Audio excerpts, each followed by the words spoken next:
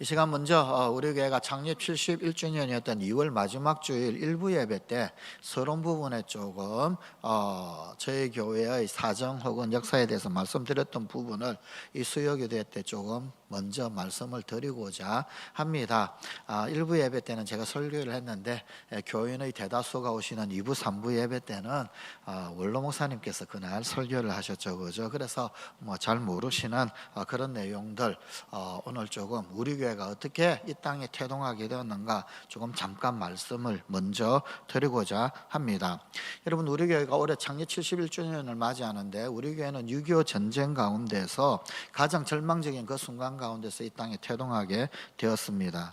우리 한국 전쟁 기간 그동안에 우리 춘천의 장로교회는 대표적으로 제일장로교회 그리고 춘천 동부교회가 있었습니다. 그리고 동부교회 제일장로교회가 있었는데, 그런데 이 기간 동안에 교인들도 다 떠나가고 없고 또 목회자들도 없고, 그래서 남아있는, 그 다음에 이제 북한에서 피난 오신 교인들이 함께 모여가지고 한 주는 이 교회에서 한쪽은 저 교회에서 이렇게 왔다 갔다 하면서 예배를 드렸습니다. 이 시기에 이 교회를 그 당시의 장로교 교인들은 뭐라고 불렀느냐 하면은 종합교회라고 불렀습니다. 그런데 이 종합교회 시절 1952년 성탄절이었습니다. 성탄절 전야 행사를 하는데 이 크리스마스 이브 연합성가의 밤을 동부교회당에서 했습니다. 하고 난 다음에 어레껏 그런 것처럼 여러분 이 옛날에 이제 성탄절 입은 날 올라이트하고 막 그러지 않습니까, 그죠?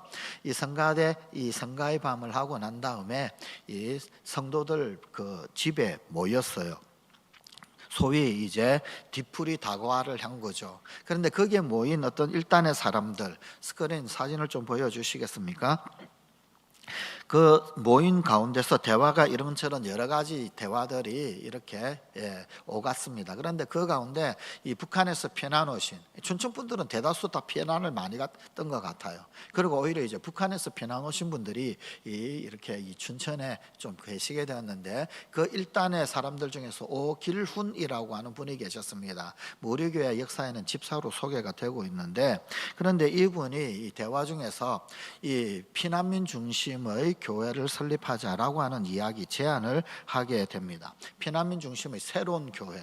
그러니까 사실은 이분들은 조금 기존의 그 이전에 춘천에 계셨던 장로교인들하고는 약간 조금 성격이 다른 그런 분들이었겠죠. 그래서 바로 결정 짓지 말고 우리 한 달 동안 기도를 하자, 1개월 정도 기도를 해보고 확정 짓자라고 그랬습니다. 그래가지고 흩어지고 다시 1개월 후에, 그러니까 1953년 1월이죠, 그죠? 그때 다시 모여서 결정하게 되어졌는데, 그때 모였던 집이 이 최오경 집사님이라고 하는 여자분 집에 다시금 모였습니다. 그런데 거기에 모인 분이 바로 저기 저 오길훈, 그 다음에 정광진, 최오경, 김진도, 정용순, 김응봉 등등 이런 분들이었습니다. 이분들이 결국은 한 1개월 동안 기도하고 난 다음에 그렇다, 피난민 중심의 어떤 그런 교회 세우는 것 주의 뜻인 것 같아. 그래서 의기투합을 하게 되어졌습니다. 그리고 그 의지를 표명을 했습니다. 그래서 거기에서 교회 설립 장소 어디에 할 건가, 교회 이름을 뭘 할 건가, 혹은 아니면은 설립 시기를 언제 할 건가, 방법 등등을 논의하게 되었고, 1953년 1월 하순 최오경의 집에서 교회 이름을 성광, 거룩한 빛이라고 하는 이름을 짓게 되어졌습니다. 그리고는 다시금 1개월 더 기도하자 그랬어요. 그러면서 그 1개월 기간 동안에 뭘 준비를 하려고 했느냐면은 교회로 모일 천막을 마련하자. 군용 천막 있죠, 그죠? 천막을 준비를 하고, 그 다음에 어디에 모일 것인가, 그 천막을 쳐서 그 모일 장소를 물색하고 이걸 한 달 동안 준비하면서 기도하면서 하자라고 했습니다. 그리고 난 다음에 1개월 후에 저 오길훈 집사님이 이 군용 천막을 구해 오신 거예요. 그리고는 구해 오시고 난 다음에 정말로 천막, 그게 언제냐면 바로 1953년 2월 23일이었습니다. 이 위치가 어디냐면은 옛날 우리 강원 부지사 관사 자리입니다. 강원 부지사 관사 자리인데 이게 그럼 어디냐? 여러분 지금 요선동에 가게 되면은 한신휴 아파트 있죠, 그죠? 한신휴 아파트에서 소양로 쪽으로 좀 내려가다 보게 되면은 빈 공터가 하나 있습니다. 주차장으로 쓰고 있는 빈 공터, 예, 그쯤입니다. 그 자리입니다. 우리 교회가 하나님께서 복을 엄청나게 많이 주셔가지고 요선동에 그 빈 주차장을 확보를 한다면 그게 춘천성광교회 기념관을 하나 세울 수 있지 않을까 싶기도 합니다. 그런데 거기에 첫 번째 천막을 세우고 모였는데 남자 19명, 여자 16명, 아이 3명 해서 총 38명이 모여서 첫 예배를 드렸습니다. 첫 예배 드리고 난 다음에 교인들이 제일 먼저 했던 것이 뭐냐면 일대 목사님을 모시는 것이었습니다.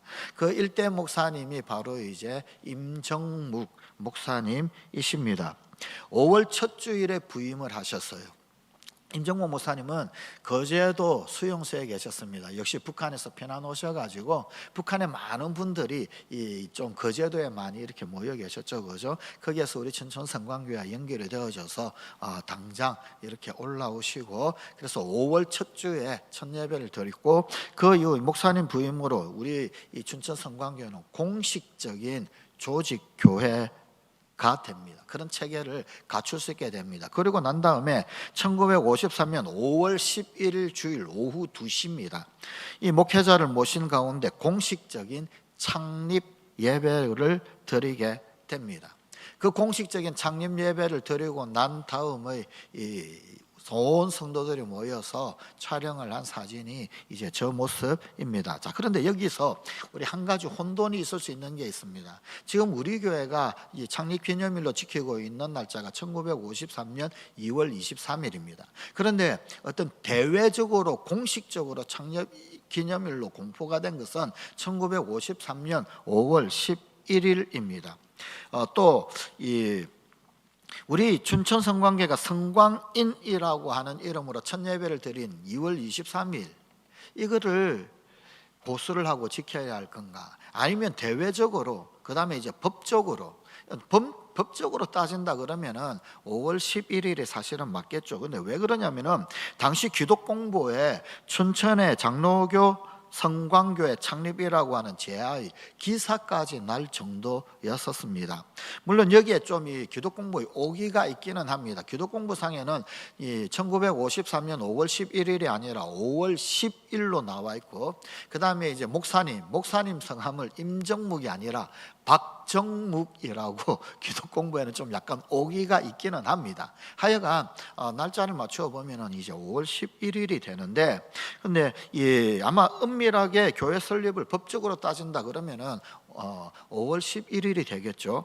그런데 우리 교회는 첫 예배의 감격 그리고 첫 예배의 기억 그것들을 더 소중히 여겨서 1953년 2월 23일을 창립 기념일로 그렇게 간직을 하고 지키고 있습니다. 처음에 보여드렸던 오길훈 집사님이라고 하는 이분이 사실은 이제 그 이듬해 이제 첫 번째 예배를 드렸던 이제 절대 다수의 많은 분들이 사실은 이제 미군 부대에서 일을 하시던 분이었는데 미 7사단이 이 춘천에서 동두천으로 이전을 해갑니다. 미군 군속으로 일하시던 많은 분들이 함께 동두천으로 이동해 가십니다. 54년도에.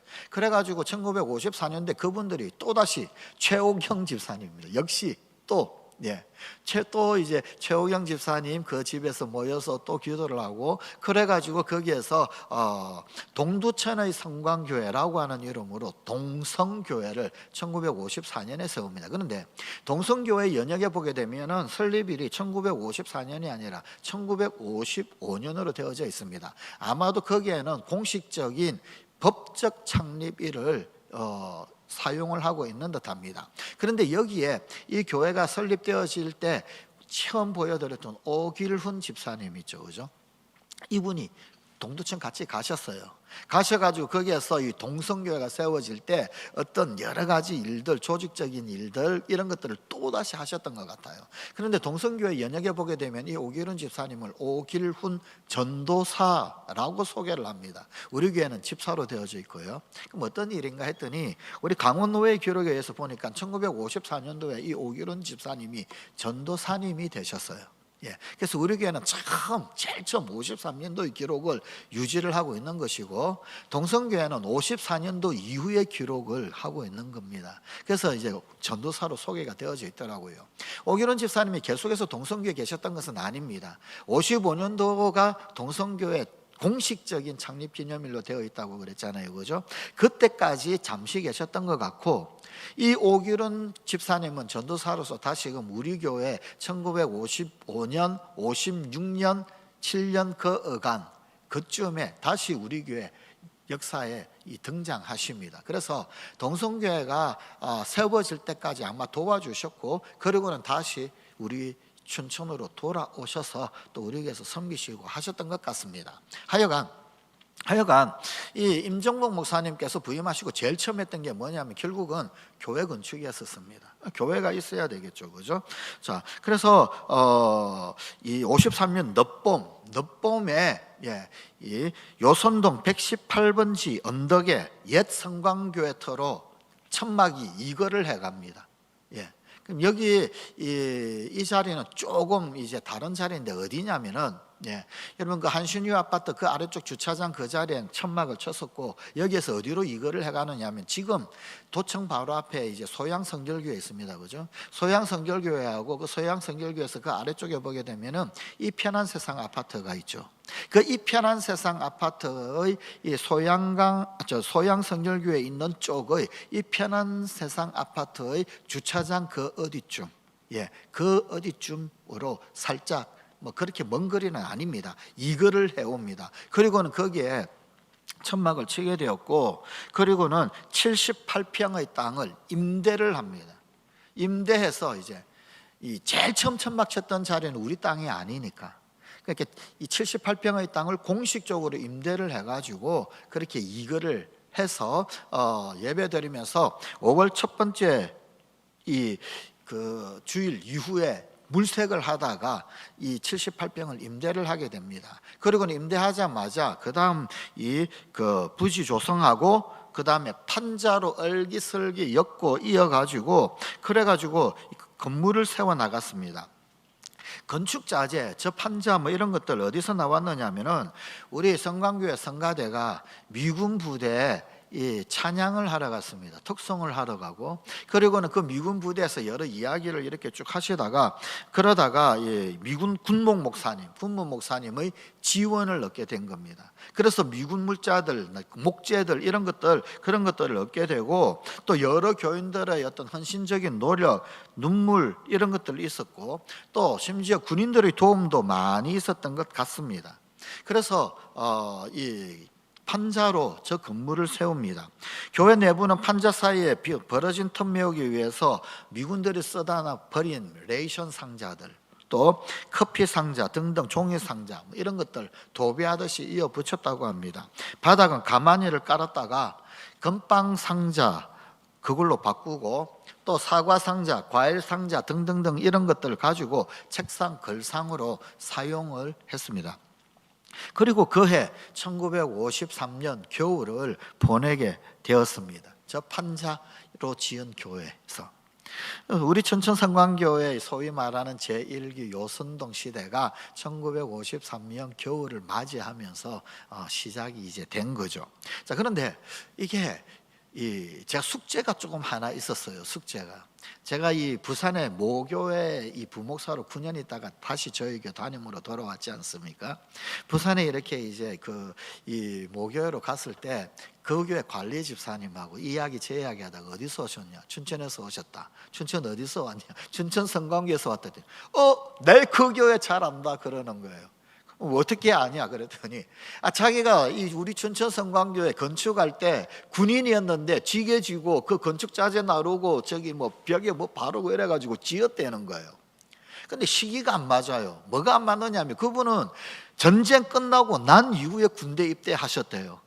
근데 우리 교회는 1953년인데 53년에 세워졌는데, 근데 그분은 뭐 54년 5년 뭐 그 이후라는 거예요. 54, 5년 이후. 자기는 하여튼 자우지간 전쟁 끝나고 난 다음에 내가 분명히 거기서 지게를 지었다 그러면서 사진을 보여주시는 게 사진을. 지금 후회되는 게 하나 있습니다. 그때 그 사진을 받아서 왔어야 되는 건데 그때는 그런 생각을 못 했었습니다. 하여간 사진을 보니까 이 건물이 비슷한 거예요. 근데 숙제가 해결이 되었습니다.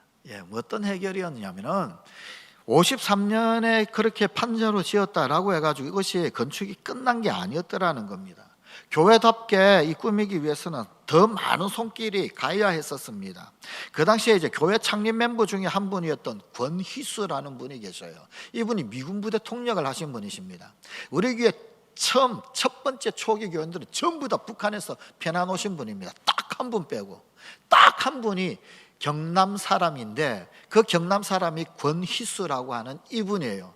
이분이 미군 통역으로 있었기 때문에 경남 사람임에도 불구하고 춘천에 있었던 겁니다. 근데 이분이 통역을 하면서 그러면서 이 미군 군목 그리고 또 미군 부대 거기에서 어떤 물자들 이런 것들 지원들을 많이 잘 받아오신 거예요.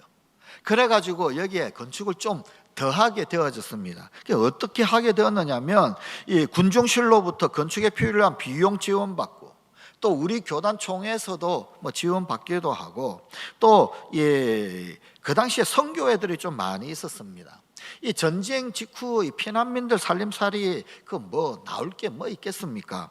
그러니까 교인들 힘만으로 예배당 건축한다 불가능한 일이죠. 이 선교회들 지원을 많이 받고 또 군인들 특별히 미군 부대 또 군인들 도움 많이 받고 미군 군목 도움을 많이 받았습니다. 그래서 뭘 받았느냐면 시멘트들 그 다음에 이제 좀 더 덧발을 넣었던 그런 벽들. 그래서 저 판자교회를 중심으로 해가지고 판자교회에다가 덧바릅니다. 시멘트를 덧바르고 또 덧바를 수 있는 벽돌들 같은 것도 좀 더 붙이고 뭐 이런 식으로 해가지고 그래가지고 뭐 이 마루를 깔고 교회 생활 필요한 여러 시설 기구들 갖추고 하게 됩니다. 그러면서 완공되어진 게 1956년에 드디어 시멘트를 발라가지고 대한예수교 장로회 성광교회, 저 때는 춘천이라고 하는 타이틀은 붙이지 않았던 것 같습니다.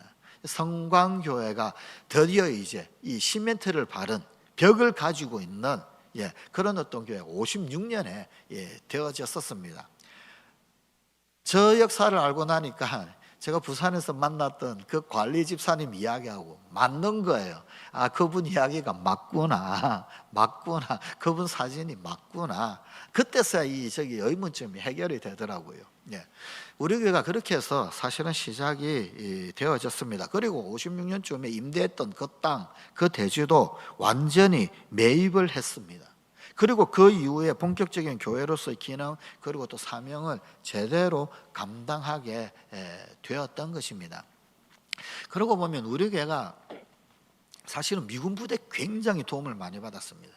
물자 혹은 재정적 지원, 그 다음에 선교사들, 선교회의 지원을 많이 받았습니다. 물론 총회에서도 지원을 하긴 했는데 전쟁 끝나고 난 다음에 우리 총회에서 1000몇백 개의 교회 건축하는데 다 지원을 했어요.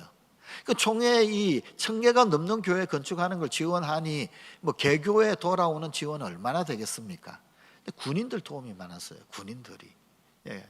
그래서 그러고 보면 오늘날 우리 교회가 참 군선교 빚이 있구나 그런 생각을 많이 합니다. 그다음 우리가 선교회의 도움을 많이 받아서 선교의 도움, 이 선교에 대한 어떤 빚이 있구나. 그리고 그것뿐만 아니라 우리 교회의 첫 번째 교인들이 단 한 분 빼고 전부 이북 피난민들이에요.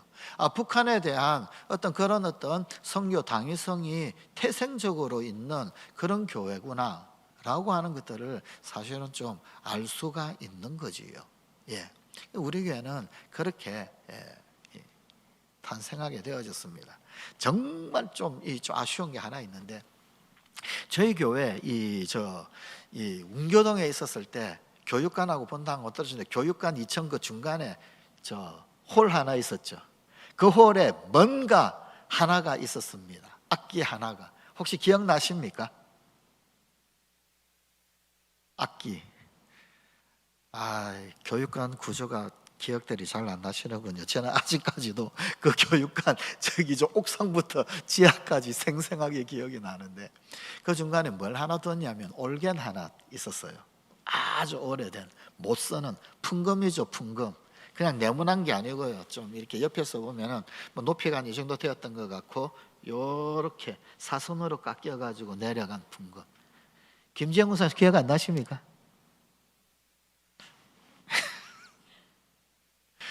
있었어요. 그게 사실은요, 미군 군목 도움으로 우리에게 참 가져온 풍금이었었어요. 제가 다시 돌아와가지고 그 풍금을 찾았는데, 아무리 찾아도 그렇죠, 뭐 교회 이사 오는데 뭐 그게 있겠습니까, 그거. 근데 아는 분이 없으니까 그 풍금의 가치를 모르니 아무도 안 챙기셨겠지. 그걸 우리 일대 목사님 아드님이신 임신영 목사님이 있으시죠. 임신영 목사님 어리셨을 때 미군 부대 가가지고 성가대 찬송을 부른 거예요. 찬송 부르고 그러니까 미군 부대 또 막 좋아하고, 그 다음에 이제 미군 군목 목사님도 막 좋아하고, 뭐 도와줄까 이렇게 된 거예요. 이렇게 되었는데 곰곰이 생각을 하다가 임신영 목사님, 악기가 없으니까 우리 올겐 하나 해달라, 풍금 하나 해달라 그랬더니 군목 목사님이, 그 당시 풍금 엄청나게 비쌌거든요. 고민하다 그러다가 어느 순간인가 그러고 말았는데 한 몇 달 후에 풍금이 배달되어져 가지고 왔답니다. 그게 그 풍금이에요. 예. 누군가가 아셨어야 되는데, 누군가가 아셨으면 교회 이사 올 때 이 종탄만 떼올 게 아니라 이 풍금도 들고 오셨을 텐데, 예, 와서 참 아쉬웠었습니다. 좀 많이. 예. 하여간 그런 어떤 에피소드들이 있습니다.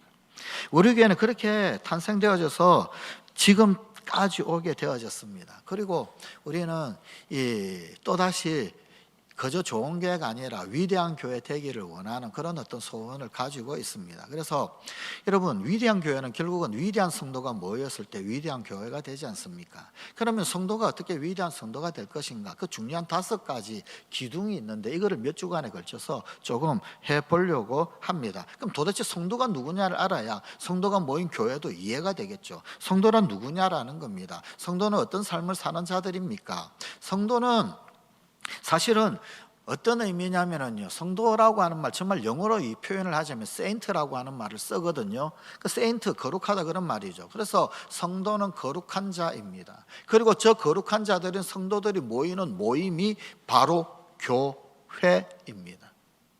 그래서 위대한 교회가 되려면 위대한 성도들이 있어야 위대한 교회가 되는 겁니다. 그리고 또 사실 성도 개개인도 교회죠. 너희 몸이 하나님의 성전인 것을 알지 못하느냐? 우리 각자 개인을 향하여서도 성경은 성전이라고 그렇게 이야기하고 있거든요. 자, 고린도에 있는 하나님의 교회, 고린도전서 1장 2절에 고린도 교회를 설명을 하는데, 여러분 사실 고린도 교회 그러면은요, 그렇게 모범적인 교회는 아니었습니다. 분쟁이 많았고 말도 많고 탈도 많고 그랬던 교회 아닙니까? 그런데 그런 어떤 고린도 교회를 뭐라고 그러냐면 곧 그리스도 예수 안에서 거룩하여지고 성도라 부르심을 받은 자들과 라고 설명을 합니다. 그 문제 많은 고린도 교회인데, 그런데 그 고린도 교회 그들을 향하여서 성도라고 이야기합니다. 교회가 아무리 이 모범적이지 못한 그런 일이 있었다라고 함에도 불구하고 성경은 그들을 향하여 거룩한 자라고, 성도라고, 세인트라고, 영어 성경에 저 성도라고 하는 표현이 세인트라고 되어져 있습니다. 그래서 그렇게 성경은 부르고 있더라라는 말입니다. 결국 성도는 어떤 자들이냐면, 성도는 구별된 자 또는 거룩한 자입니다. 여러분, 이 어떤 마을에 고약한 형제가 있었습니다. 형, 동생, 누가 더 고약한가 경쟁할 정도로 인색하고요. 그 다음에 자기 것 취하느라 다른 사람 괴롭히기까지도 하고요. 마을에 그냥 어떤 이 덕망 이런 건 전혀 끼치지 않고 손가락질을 받는 그런 어떤 형제가 있었습니다. 그런데 어느 날 그만 형이 이 죽음을 맞이하게 되었습니다. 장례식을 치르고 싶은데, 그런데 이 동생이 그래도 마을 사람으로부터 한 번도 칭찬을 못 받았지만 그럼에도 불구하고 교회에서 목사님이 장례해 주기를 간절히 바랬습니다. 근데 한 가지 조건이 있는데, 목사님 찾아가가지고 우리 형님 장례만 잘 치러주면 지금 교회 건축 앞두고 있죠, 제가 건축원금 왕창 하겠습니다. 그런데 한 가지 조건이 있는데, 한 번만이라도 우리 형님을 향하여서 성자라고 좀 불러주십시오. 성자라고 장례식에서. 그렇게 이야기를 한 겁니다.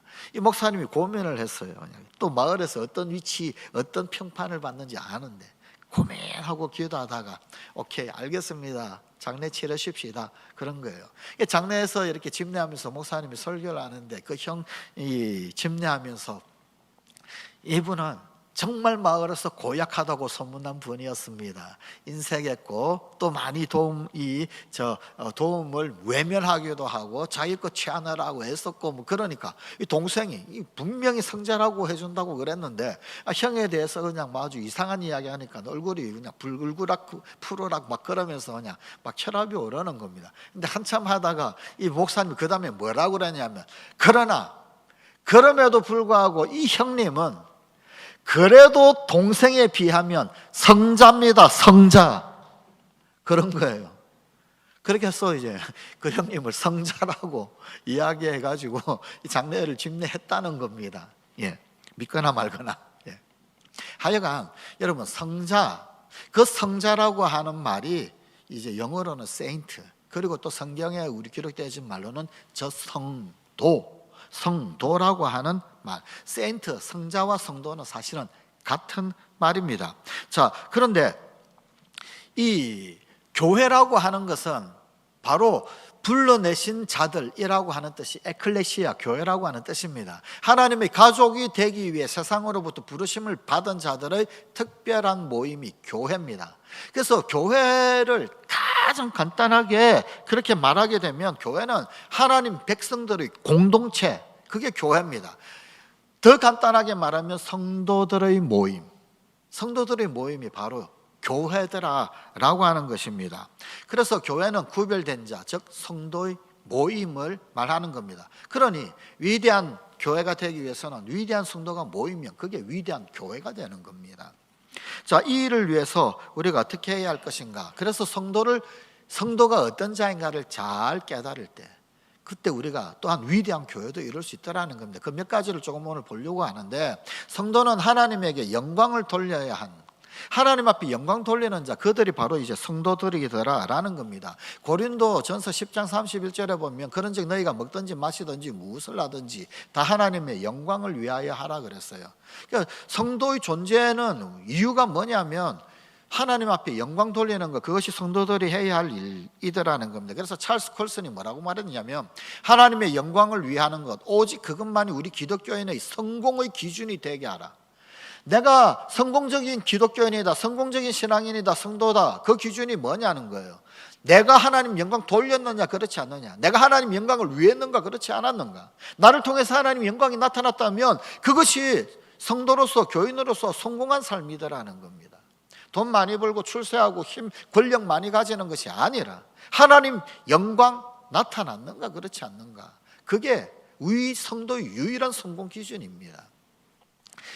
로마서 11장 36절입니다. 이는 만물이 주에게서 나오고 주로 말미암고 주에게로 돌아갑니다. 그에게 영광이 세세 있을지어다. 아멘. 여러분, 웨스트민스터 교리 대소요리문답 제1번 질문 기억하십니까? 인생의 제일 되는 목적이 무엇입니까? 라고 하는 질문입니다. 그 질문에 대하여 웨스트민스터 대소요리 문답은 하나님을 영화롭게 하며 영원토록 그를 즐거워하는 것입니다 라는 겁니다. 내가 왜 사느냐, 우리 인생의 목적이 무엇이냐, 그건 하나님 영화롭게 하는 거라는 겁니다. 그리고 그 하나님 계신 그 자체, 하나님만 보면 즐거운 거예요. 기쁜 거예요. 하나님만 보면 미소 지을 수 있는 거예요. 아무리 고난이 오고 고통이 오고 어려워도, 혹은 장애물이 우리 앞을 가로막고 있다고 할지라도, 혹은 풍지풍파 일어나가지고, 혹은 아니면은 요셉처럼 구덩이에 빠뜨려 준다 할지라도 하나님 보면 웃을 수 있는 거예요. 하나님, 그게 우리 인생의 제일 되는 목적입니다. 그게 하나님을 영화롭게 하는 삶입니다. 하나님 앞에 영광 돌리는 삶. 인생의 제일 되는 목적이 무엇인가? 하나님을 영화롭게 하고 영원토록 그분을 즐거워하는 것입니다. 성도는 그래서 하나님 앞에 영광 돌리는 자들, 그들이 바로 성도들이더라라는 겁니다. 존 파이프 목사님이 있죠. 이런 이야기 했습니다. 우리는 하나님의 영광의 빛을 삶 전체에 굴절시키는 프리즘이 되도록 지원받았다. 우리가 프리즘이다라고 한다면 빛이 쫙 분산되었을 때 그 요소마다 하나님 영광이 나타나는 것. 그게 우리 성도들이더라는 겁니다. 성도는 또 어떤 존재입니까? 성도는 하나님에게 영광 돌리기 위해서 영적으로 자라가야 합니다. 이 영광이라고 하는 것이 가만히 있으면 되어지는 게 아닙니다. 성장, 성숙해야 합니다. 자라가야 되더라라고 하는 것입니다. 그래서 에베소서 4장 16절에 보니까 그에게서 온 몸이, 이 교회를 지칭을 할 때 몸으로 설명을 하고 있습니다. 각 마디를 통하여 도움을 받음으로 연결되고 결합되어 각 지체의 분량대로 역사하여 그 몸을 자라게 하며 사랑 안에서 스스로 세우느니라 라고 그랬는데, 여러분 이 프로 기사들, 바둑 두는 기사들 있잖아요. 그분들 바둑 끝나고 나면 그냥 자리 벌떡벌떡 일어나고 안 그러잖아요. 소위 말하는 복귀를 하죠. 어디에서 잘못되었는가, 이때 이렇게 두면 어떻게 했겠는가. 그런데 프로 기사들, 그 바둑 기사들에게 이 복귀는 정말 중요하다고 그럽니다. 왜 그러냐면 그거 하는 것하고 하지 않는 것하고 실력 향상, 성장, 성숙의 관계에서 천지 차이가 난다는 겁니다. 그래서 바둑 잘 두는 것보다도 더 중요한 것은 내가 둔 바둑을 복귀하는 거랍니다. 저도 복귀를 잘하는 자가 이기고 복귀 안 한 자보다도 훨씬 더 성장 발전이 빠르다고 그럽니다. 그만큼 중요하다 합니다. 여러분, 우리는 자라가야 합니다. 복귀하면서 잘한 것 살피고 못한 것 살피고 늘 자라가야 합니다. 그런데 자라갈 뿐만 아니라 그 자라는데 우리 그리스도인이 격리된 채로 그렇게 성장할 수는 없습니다. 복귀할 때 꼭 상대방이 같이 하잖아요. 둘이서 의견 주고받고. 교회도 마찬가지. 교회도 몸입니다. 몸. 나 혼자서만 성장하는 것 없더라라는 겁니다. 가족 안에서 혹은 가정적이고 건강한 환경 속에서 혹은 공동체 속에서 영적인 형제 자매들, 그들과 서로 삶을 나누는 그 가운데 자라가는 겁니다. 그래서 저 영적으로 자라간다라는 것은 몸 가운데서 자라가는 겁니다. 공동체 가운데서. 그래서 성도와 공동체는 분리할 수 없는 그런 어떤 존재들입니다. 여러분, 이 성도는 어떤 자들이냐? 성도는 마지막으로 하나님에게 영광 돌리기 위해서 그분의 명령에 순종하며 헌신해야 한다라는 겁니다. 하나님 명령에 순종하는 자가 성도이고 하나님 그 분부하신 것에 헌신하는 자, 순종과 헌신이 필요합니다. 하나님 앞에 영광 돌리는 삶을 사는 성도, 여러분 그것은요, 그 사람은 반드시 하나님이 중요하게 여기는 것, 그것에 헌신해야만 하더라 그 말입니다. 그가 성도죠. 그러면요, 그죠? 예. 여러분, 이 루이스 팔라가 이런 이야기했습니다. 헌신은 하나님에 대한 계속적인 순종이다. 도대체 헌신이 뭘까? 한 번 순종하는 건 아니라는 겁니다. 저기서 중요한 단어는 계속적인입니다. 한 번 일회성이 아니라 계속적인 순종이, 이게 진짜 진정한 헌신이다라는 겁니다. 그것은 더 큰 유익을 위해 우리의 권리를 계속해서 포기하는 것이다. 두 번째 키워드, 권리 포기. 여러분, 권리 포기하지 않고 어떻게 헌신할 수 있습니까? 여러분, 헌신은 희생을 동반합니다. 대가 지불을 동반을 합니다. 그게 헌신인 것입니다. 하나님에 대하여 계속적으로 지속적으로 나 자신을 포기함, 이게 헌신이더란 말입니다. 예. 그리고 이걸 잘하는 성도가 바로 하나님 앞에 영광 돌리는 그런 성도가 되더라라는 이야기입니다. 존 메가더 목사님이 이런 이야기했어요. 그리스도인의 삶은 자신의 생활 방식에 예수님을 추구하는 것이 아니라 예수님의 방식을 위해 자신의 방식을 포기하고 그에 따르는 대가가 무엇이든 기꺼이 지불하는 것이다. 내 삶에 예수님을 액세서리로 끌고 들어오는 것, 여러분 그건 그리스도인의 삶이 아닙니다.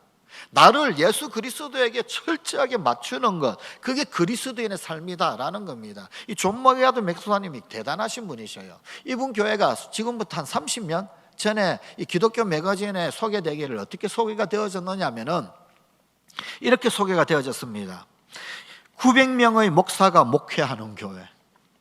존 메가더 목사님의 교회를 900명의 목사가 목회하는 교회. 실제로 목사가 900명이 있어서 그렇게 소개된 것이 아니고요, 그냥 일반 성도 평신도가 목사와 같은 그런 교회들하는 겁니다. 그래서 900명의 목사가 목회하는 교회라고 소개되어졌습니다. 저 존 메가더 목사님이 50년 이상 한 교회를 목회를 하셨습니다. 뭐 어느 정도까지 이 설교를 하냐면 보통 1시간 이상 설교를 하는데 한 구절 있죠.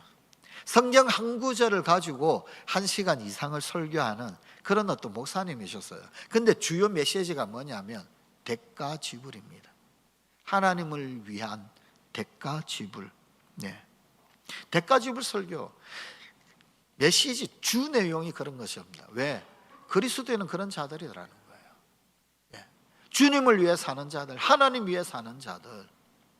그렇다면 헌신은 당연한 것이고 그 위한 대가지불은 따라오는 것이고, 그분이 내 방식의 예수님의 삶을 추구하는 것, 그건 그리스도는 아니라는 겁니다. 그리스도, 예수님, 그분 방식을 위해서 나를 기꺼이 포기하는 자, 그들이 진짜 진정한 그리스도인이다 라는 것입니다. 여러분, 저렇게 하기 위하여 그 명령에 순종하고 또 헌신하기 위해서 우리가 해야 할 것들이 있습니다. 두 가지가 있는데, 그 한 가지가 뭐냐면 소위 말하는 지상 대계명, The Great Commandment라고 그럽니다. 오늘 우리가 읽었던 성경 본문 첫 번째 말씀입니다. 하나님 사랑, 이웃 사랑. 저 대계명이 두 가지로 이루어져 있습니다. 하나님을 사랑하라, 마음을 다해 하나님을 사랑하라 라고 하는 것. 그럼 어떻게 하나님을 사랑하는가? 성도는 우선적으로 예배를 통해서 하나님을 사랑하는 겁니다. 그게 The Great Commandment의 첫 번째 우리에게 명하는 계명입니다. 예배, 하나님 사랑하는 자, 예배자 되라는 겁니다. 두 번째가 뭐냐면 내 이웃을 내 몸과 같이 사랑하라 입니다. 우리 교회는 그것을 섬김이라고 그랬죠, 그죠? 이것을 다른 표현으로 뭐라고 표현을 하느냐면은 사역이라고 합니다. 이웃 사랑하는 것, 어떻게 이웃 사랑하는가? 사역을 통해서 다른 사람에게 사랑을 보여줍니다. 그럼 사역이라고 하는 게 도대체 뭐냐라는 겁니다.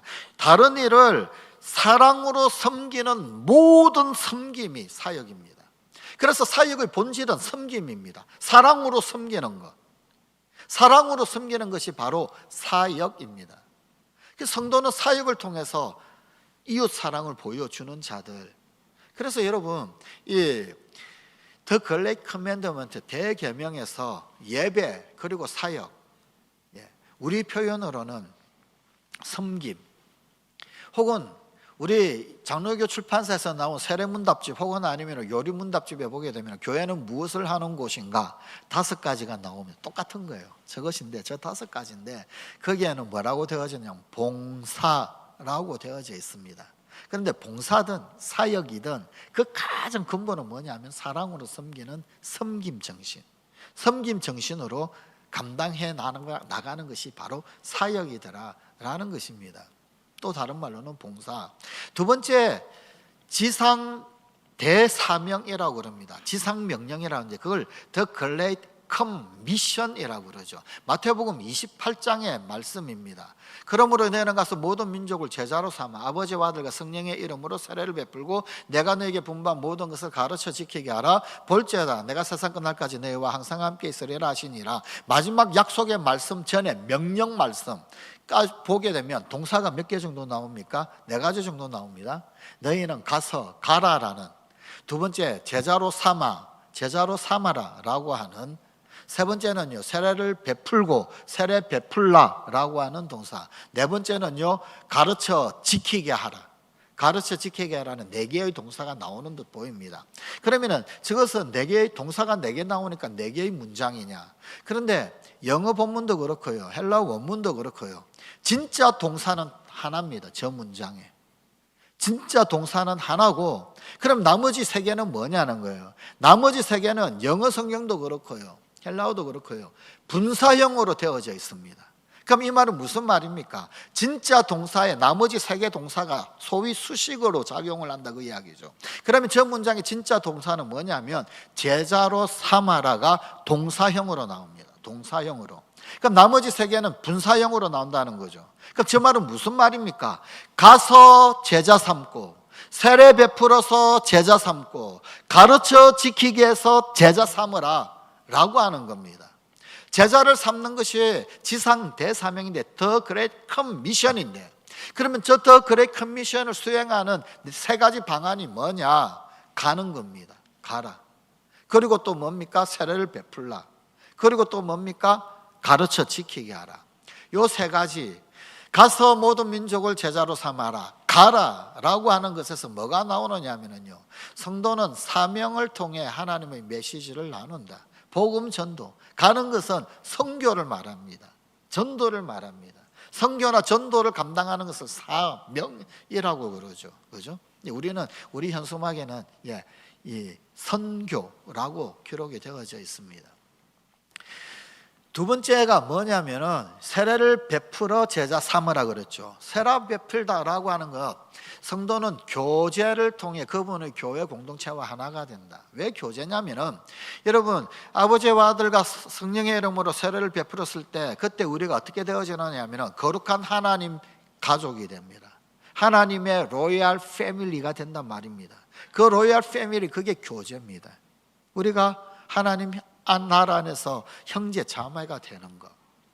세 번째, 내가 너에게 분부한 모든 것을 가르쳐 지키게 하라. 가르쳐 지키게 하라라고 하는 것을 훈련이라고 그럽니다. 우리 이 장로교 출판사에서 나와 있는 세례 문답집 혹은 아니면은 요리 문답집에 보게 되면은 이걸 교육이라고 표현을 해놨습니다. 섬김을 봉사라고 표현을 해놓고, 그 다음에 저기 훈련을 교육이라고 표현을 해놨죠. 근데 교육 그러면은 교육학교에서 애들 가르치는 것 이런 것만 연상하기가 쉽잖아요, 그죠? 좀 더 명확한 의미는 사실은 훈련이 맞습니다. 훈련, 양육, 훈련과 양육. 훈련을 통해서 더 성숙하고 성장하게 자라는 것. 분부한 모든 것을 가르쳐 지키게 하라 그랬어요. 그래서 저 세 가지. 그래서 여러분, 이 지상 대명령, 더 그레이트 커맨드먼트에서 두 가지, 예배, 이웃사랑, 섬김, 사역이죠. 사역. 그 다음에 더 그레이트 커미션, 지상 대사명, 지상 명령에서 세 가지, 가라, 선교, 그리고 또 이 세례를 베풀라, 교제, 그리고 또 이 가르쳐 지키게 하라, 훈련, 세 가지 기둥이 나오는 겁니다. 두 개, 세 개. 그래서 다시 PPT 보여주시겠습니까? 그래서 이 파운데이션은 뭐냐면 더 그레이트 커맨드먼트, 대계명, 그리고 더 그레이트 커미션, 지상 대사명. 그 가운데서 대계명에서 두 개의 기둥, 예배와 그리고 또한 사역이라는 기둥. 그 다음에 지상 명령, 더 그레이트 커미션에서 세 개의 기둥, 세례를 베풀고 교제, 가르쳐 지키게 하라. 확 넘어갔습니다. 훈련, 그리고 이 사명, 사명은 복음 전도, 가라라고 하는 세 개의 기둥이 올라가는 겁니다. 저 세 개의 기둥을 잘 감당하여서 집을 지어 올리는 거죠.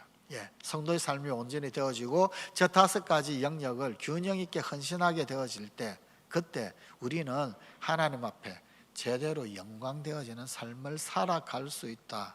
성도가 반드시 해야 할, 성도라면 반드시 해야 할 다섯 가지, 교회라면 반드시 감당해야 할 다섯 가지입니다. 그래서 우리 교회는 좋은 교회에서 위대한 교회로 구트 그레이트라고 하는 슬로건을 걸었을 때, 우리 좋은 것, 사람 입장에서 좋은 것, 그게 아니라 하나님이 분부하시고 우리 주 예수 그리스도께서 하라고 명하시고 감당하라고 사명 주신 것, 그거 집중하자는 겁니다. 그게 그레이트라고 하는 말의 의미입니다.